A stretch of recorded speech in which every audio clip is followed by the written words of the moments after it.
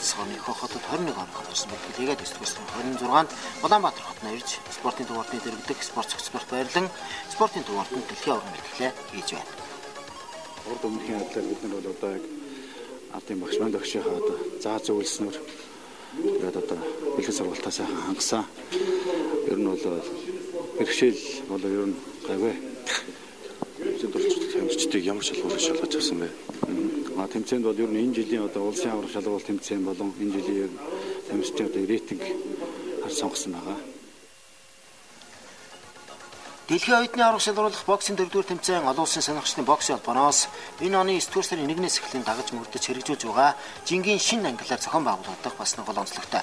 Ингээд тэмцээний хамгийн хөнгөн жим 46-аас 49 кг жим дэлхийн аврах олимпийн мөнгө медаль Монгол улсын хөдөлмөрийн баатар Сэрдамб, 52 кг жим дэлхийн аврах тэмцээний мөнгө медаль Монгол улсын гавь тамирчин Төгсцогт, 56 кг жим дэлхийн оюутны аврах шалгуулах тэмцээний мөнгө медальт олон улсын бины мастер Идэрхүү 60 кг жимд олон улсын бины мастер Отгондлаа, 64 кг жимд Азийн аврах шалгуулах тэмцээний мөнгө медальт олон улсын бины мастер Дүвшинбат, 69 кг жимд олон улсын бины мастер Шин Тулга, 75 кг жимд Шинбаяр, 81 кг жимд олон улсын бины мастер Эрдэнэбаяр, хасах 91 кг жимд Эрбалаад, нэмэх 91 кг жимд спортын мастер Идэрбатнаар эх орны төлөөлөн эх орныхоо рингт тоглохоор шалгарсан байна.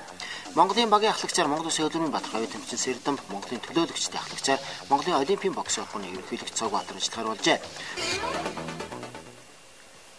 Шүүхийн шийдвэр гүйцэтгэх ерөнхий газар 2010 оны аврах шалгуулах тэмцээн өчигдөр сагсан бөмбөг уйлуулын тэмцээнээр хөндрөлж нэгдсэн түгээ гаргалаа.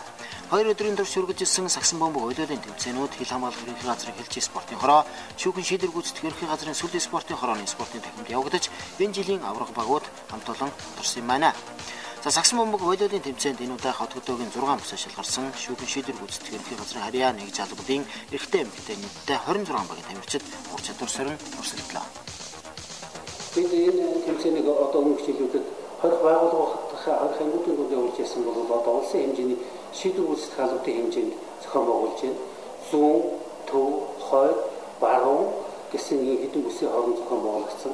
Шийдвэр гүйцэтгэх албаны цөөхөн өмдөө гэж оролцохгүй байсан бол энэ жил оролцож байна. Хаваа гоолтоогоос завхнаас ховдоос одоо энэ тэмцээнүүдэд ирж оролцож амжилт гаргаж байна.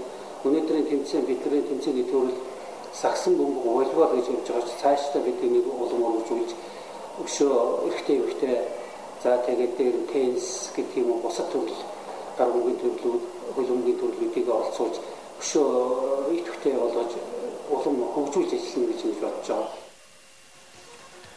Шүүхийн шийдвэр гүйцэтгэх ерөнхий газрын сагсан бөмбөгийн аврах шалгуулах тэмцээнд эрэгтэй угдаас шүүхийн шийдвэр гүйцэтгэх ерөнхий газрын багтруулж 2415 439 дугаар анги эмэгтэйчүүдээс Сэнтийн аймгийн шийдвэр гүйцэтгэх албаны багтруулж шүүхийн шийдвэр гүйцэтгэх ерөнхий газар банк хадгаламж зээлийн хоршооны төлбөр барагдуулах ажлын албаны багууд 2 дугаар иржсэн бол бодитын тэмцээнд эрэгтэйчүүдээс 2415 дугаар ангийн багтруулж шүүхийн шийдвэр гүйцэтгэх ерөнхий газар 2413 дугаар анги эмэгтэйчүүдээс нийслэлийн багнуур дүүргийн 2427 дугаар ангийн багтруулж Сэнтийн аймгийн 2419 дугаар анги 413 дугаар ангийн баг тамирчдууд алжээ.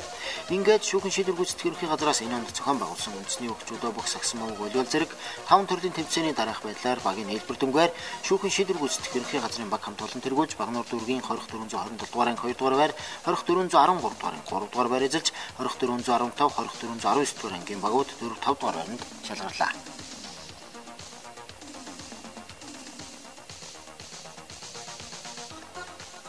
Анхаарлаа хандуулсан үзэгчтэй охиндоо баярлалаа. Бидний үлдгэсэн пүрэв гарагийн спортын мэдээ сурвалжлах дүүгээр өндөрлөж байна. Маргааш Баасан гарагийн спортын мэдээгээр дахин уулзлаа.